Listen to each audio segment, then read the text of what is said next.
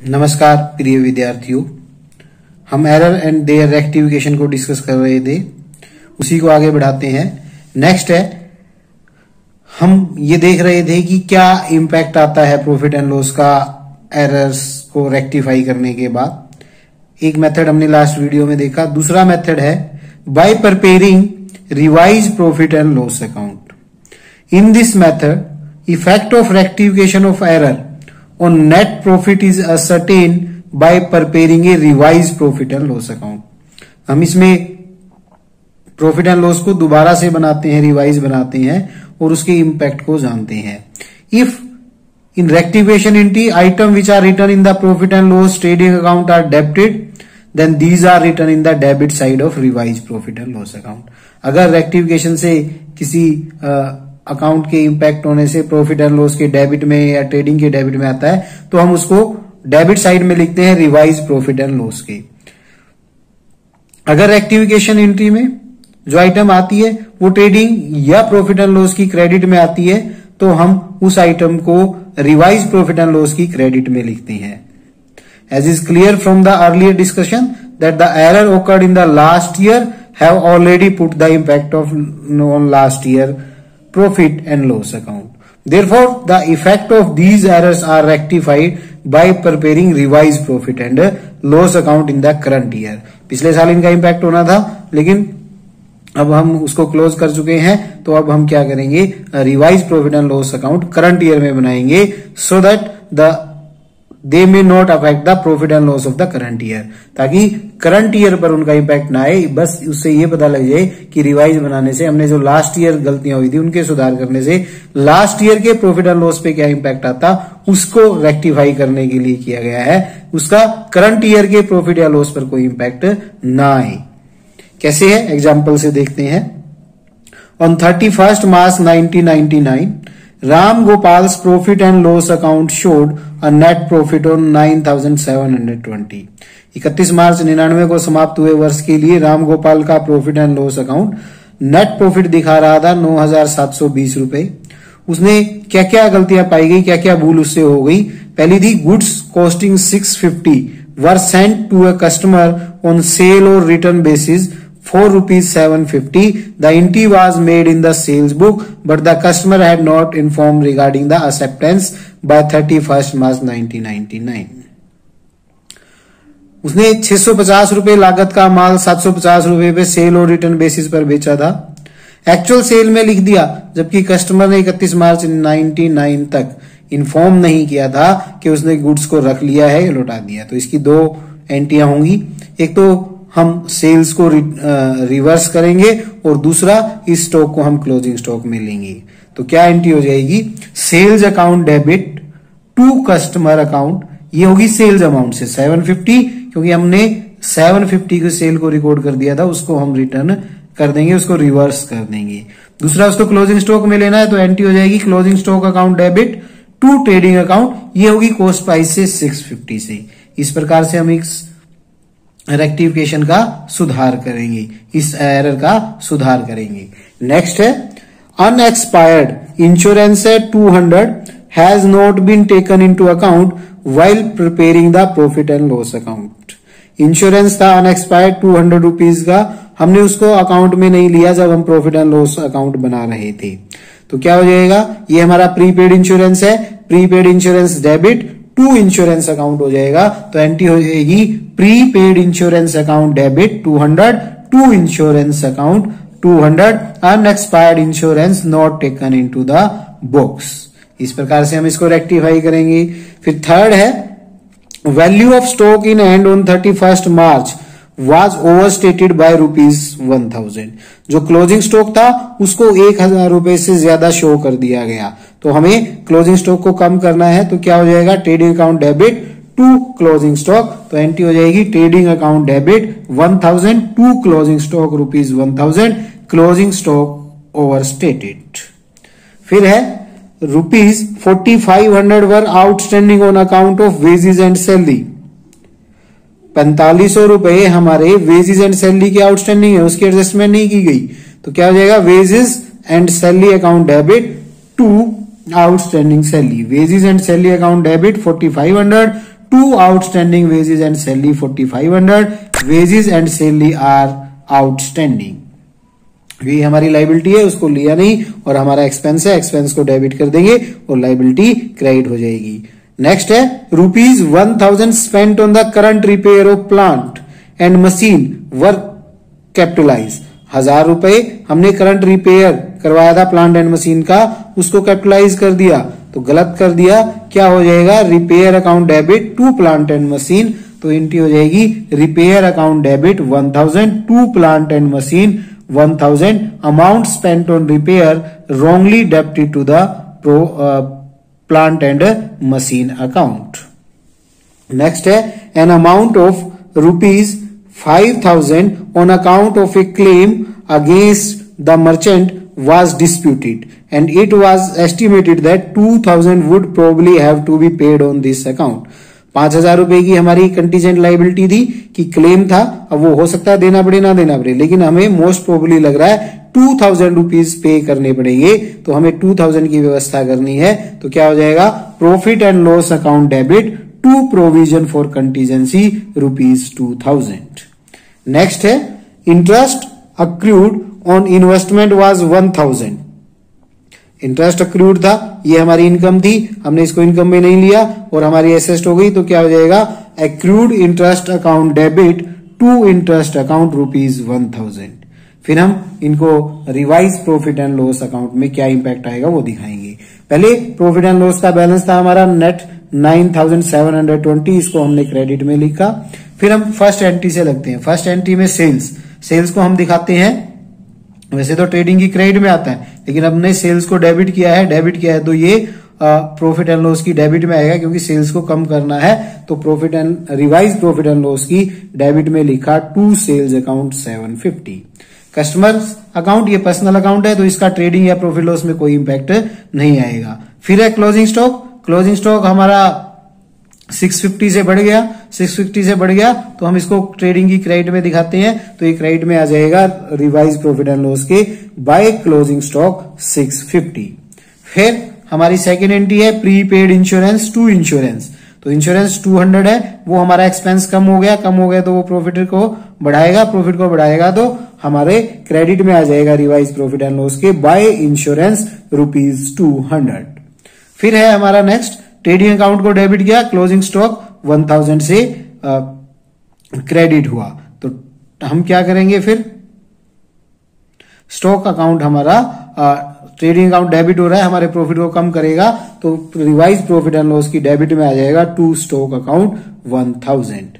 फिर है हमारा वेजेस एंड सैलरी, डेबिट हुई, ये ट्रेडिंग की डेबिट में आती है, तो रिवाइज प्रॉफिट एंड लॉस की डेबिट में आएगा to wages and salary 4500 rupees.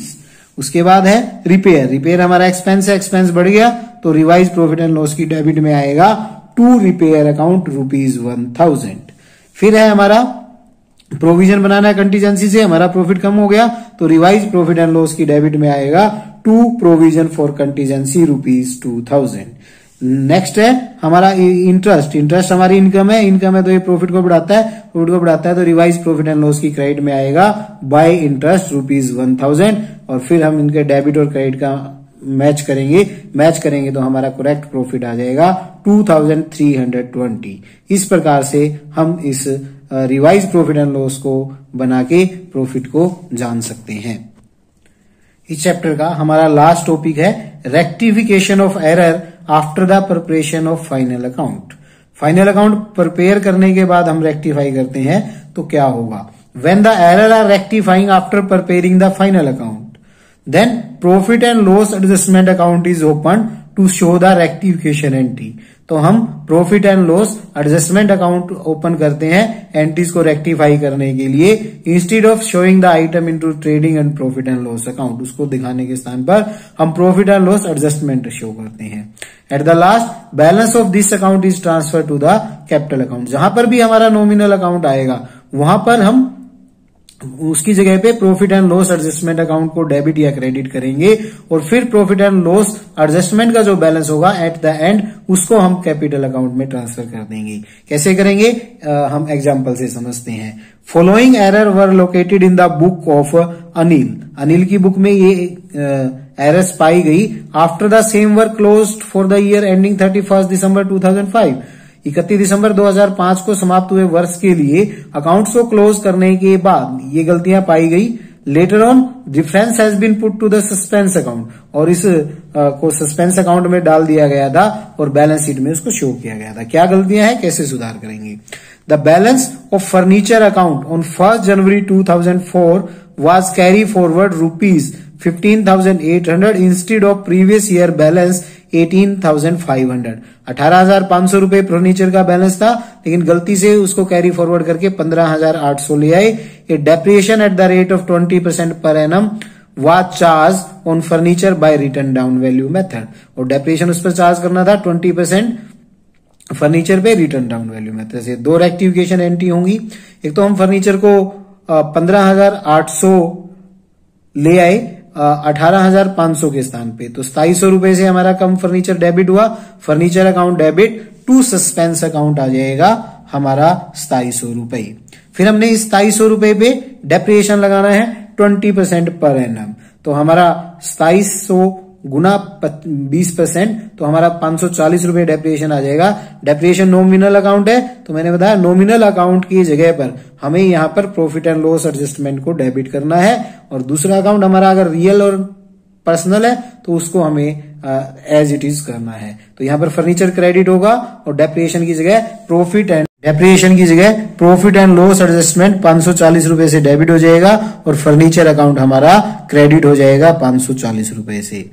Next है a credit sale of ₹9,000 to Manmohan was correctly recorded in the sale day book. Sale day book में उसको करेक्टली रिकॉर्ड कर दिया, but was posted to the credit side of Manmohan. Manmohan के credit में post कर दिया। A reserve for doubtful debts at the rate 5% was raised in the books, और 5% doubtful debts के लिए प्रोविजन बुक्स में बना दिया। तो दो रेक्टिफिकेशन एंट्री होगी। पहले तो हमने सेल्स को भी क्रेडिट कर दिया और मनमोहन को भी क्रेडिट कर दिया, तो मनमोहन को डेबिट करेंगे, सस्पेंस अकाउंट क्रेडिट हो जाएगा। तो एंट्री होगी Manmohan account debit to suspense account 18,000। फिर ये हमारा मनमोहन 18,000 रुपए से डेटर बढ़ गए। डेटर पर 5% प्रोविजन बनाना था, तो हम प्रोविजन बनाएंगे, तो उसमें profit and loss adjustment debit to provision for bad and doubtful debts हो जाएगा। तो एंट्री हो जाएगी profit and loss adjustment account debit 900 to provision for bad debts 900। Next है ₹5,000 paid for the freight of machine was debited to the freight account as 5,500। 5,000 रुपए हमने machine के भाड़े के पे किए थे और उसको फ्रेट अकाउंट में 5,500 लिख दिया, तो मशीन को डेबिट करेंगे 5,000 से। फ्रेट हमारा क्रेडिट होना है 5,500 से, लेकिन फ्रेट के स्थान पे हमारा प्रॉफिट एंड लॉस क्रेडिट होगा और 500 हमारे सस्पेंस में चले जाएंगी। तो एंट्री हो जाएगी machine account debit 5,000, suspense account debit 500 to profit and loss adjustment account 5,500। Freight on machine wrongly debited. Next है goods bought on credit from Mohak for 6,500 were entered in the sale day book at 5,600 and the Mohawk account was also credited with the amount of 5,600। हमने मोहक से goods purchase की थी 6,500 की, उसको sales day book में लिख दिया 5,600 से, और मोहक के अकाउंट को भी क्रेडिट कर दिया 5,600 से।